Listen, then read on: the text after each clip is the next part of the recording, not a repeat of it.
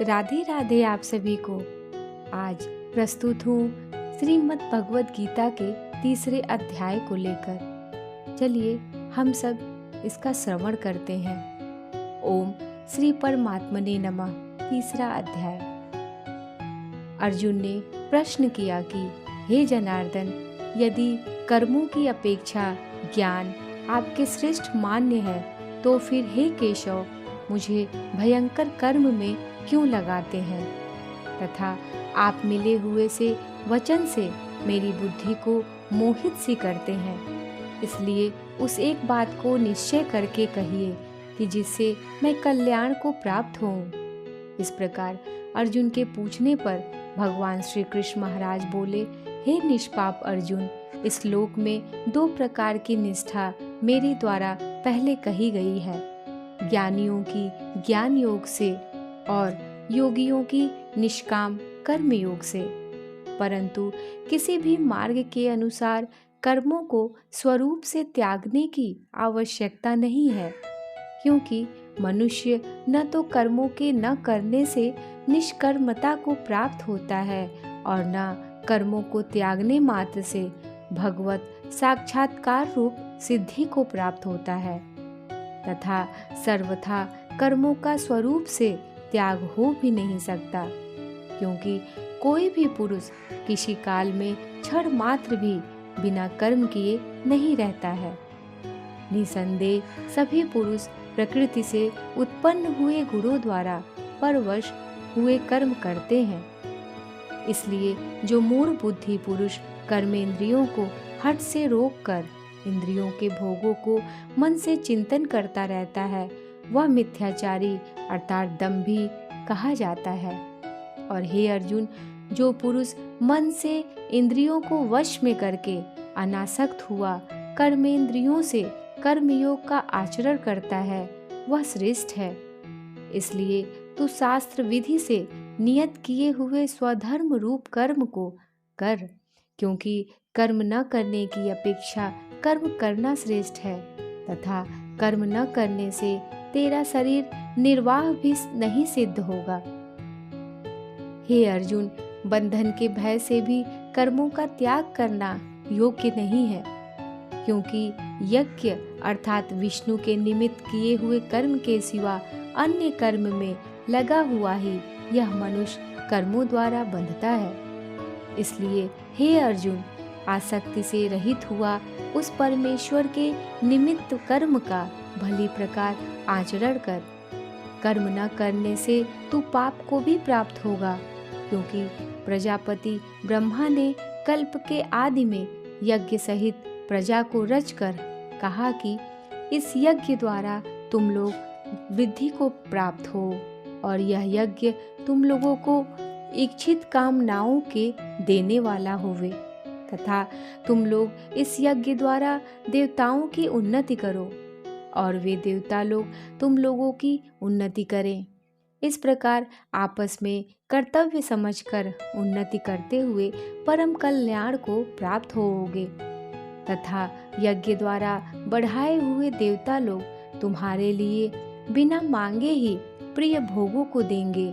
उनके द्वारा दिए हुए भोगों को जो पुरुष इनके लिए बिना दिए ही भोगता है, वह निश्चय चोर है। कारण कि यज्ञ से शेष बचे हुए अन्न को खाने वाले श्रेष्ठ पुरुष सब पापों से छूटते हैं, और जो पापी लोग अपने शरीर पोषण के लिए ही पकाते हैं, वे तो पाप को ही खाते हैं, क्योंकि संपूर्ण प्राणी अन्न से उत्पन्न होते हैं, और अन्न की उत्पत्ति वृष्टि से होती है, तथा वृष्टि यज्ञ से होती है, और वह यज्ञ कर्मों से उत्पन्न होने वाला है, तथा उस कर्म को तू वेद से उत्पन्न हुआ जान, और वेद अविनाशी परमात्मा से उत्पन्न हुआ है। इससे सर्वव्यापी परम अक्षर परमात्मा सदा ही यज्ञ में प्रतिष्ठित है। हे पार्थ, जो पुरुष इस लोक में इस प्रकार चलाए हुए सृष्टि चक्र के अनुसार नहीं बरतता है, अर्थात शास्त्रानुसार कर्मों को नहीं करता है, वह इंद्रियों के सुख को भोगने वाला पापायु पुरुष व्यर्थ ही जीता है।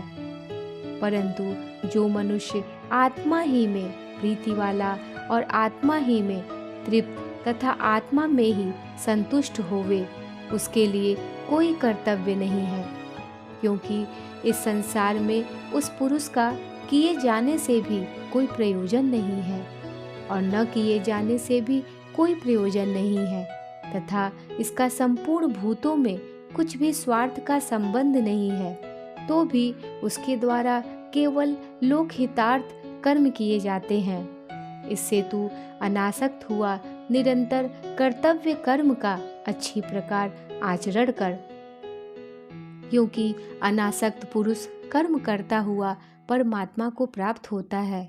इस प्रकार जनकादि ज्ञानी जन भी आसक्ति रहित कर्म द्वारा ही परम सिद्धि को प्राप्त हुए हैं। इसलिए तथा लोक संग्रह को देखता हुआ भी तू कर्म करने को ही योग्य है, क्योंकि श्रेष्ठ पुरुष जो जो आचरण करता है अन्य पुरुष भी उसके ही अनुसार बरतते हैं। वह पुरुष जो कुछ प्रमाण कर देता है लोग उसी के अनुसार बरतते हैं। इसलिए हे अर्जुन, यद्यपि मुझे तीनों लोकों में कुछ भी कर्तव्य नहीं है तथा किंचित भी प्राप्त होने योग्य वस्तु अप्राप्त नहीं है, तो भी मैं कर्म में ही बरतता हूँ, क्योंकि यदि मैं सावधान हुआ कदाचित कर्म में न बरतूं तो हे अर्जुन, सब प्रकार से मनुष्य मेरे बर्ताव के अनुसार ही बर्ताव करते हैं, अर्थात बरतने लग जाएं, तथा यदि मैं कर्म न करूं तो ये सब लोग भ्रष्ट हो जाएं और मैं वर्ण संकर का करने वाला हूँ तथा इस सारी प्रजा का हनन करूं, अर्थात मारने वाला बनूं। इसलिए हे भारत, कर्म में आसक्त हुए अज्ञानी जन जैसे कर्म करते हैं, वैसे ही अनासक्त हुआ विद्वान भी लोक शिक्षा को चाहता हुआ कर्म करे।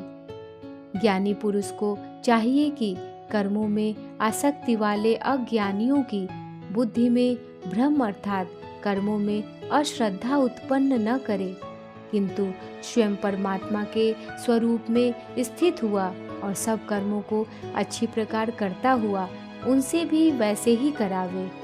हे अर्जुन, वास्तव में संपूर्ण कर्म प्रकृति के गुणों द्वारा किए हुए हैं, तो भी अहंकार से मोहित हुए अंतःकरण वाला पुरुष मैं करता हूँ ऐसा मान लेता है।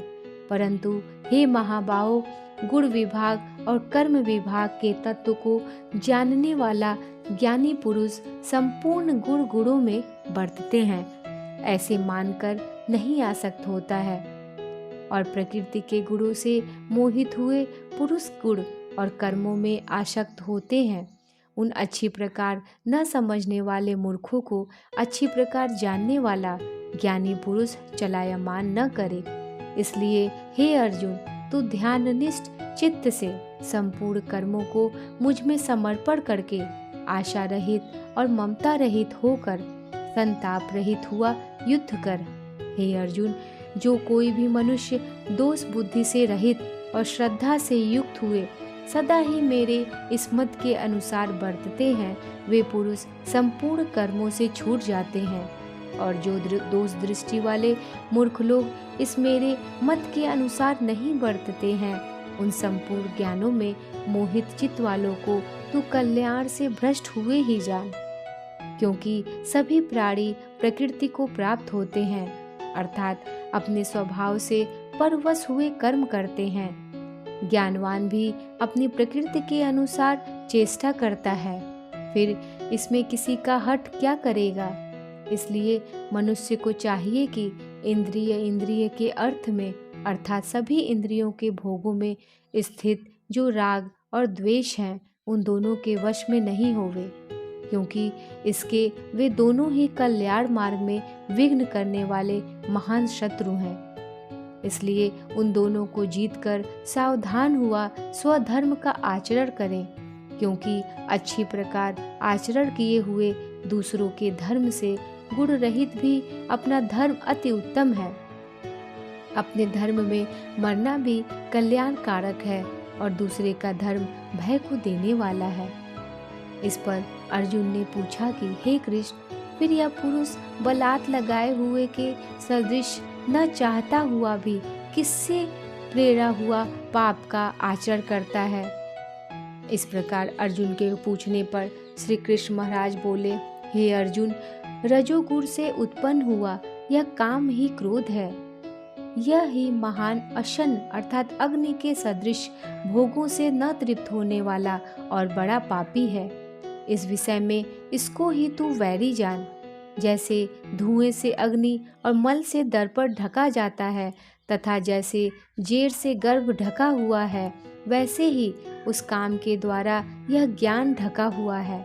और हे अर्जुन, इस अग्नि सदृश न पूर्ण होने वाले कामरूप ज्ञानियों के नित्य वैरी से ज्ञान ढका हुआ है। इंद्रियां, मन और बुद्धि इस काम के वास स्थान कहे जाते हैं और यह काम इन मन, बुद्धि और इंद्रियों द्वारा ही ज्ञान को आच्छादित करके इस जीवात्मा को मोहित करता है। इसलिए हे अर्जुन, तू पहले इंद्रियों को वश में करके ज्ञान और विज्ञान के नाश करने वाले इस काम पापी को निश्चय पूर्वक मार। और यदि तू समझे कि इंद्रियों को रोककर काम रूप वैरी को मारने की मेरी शक्ति नहीं है, तो तेरी यह भूल है, क्योंकि इस शरीर से तो इंद्रियों को पर कहते हैं और इंद्रियों से पर मन है और मन से भी पर बुद्धि है और जो बुद्धि से भी अत्यंत पर है वह आत्मा है।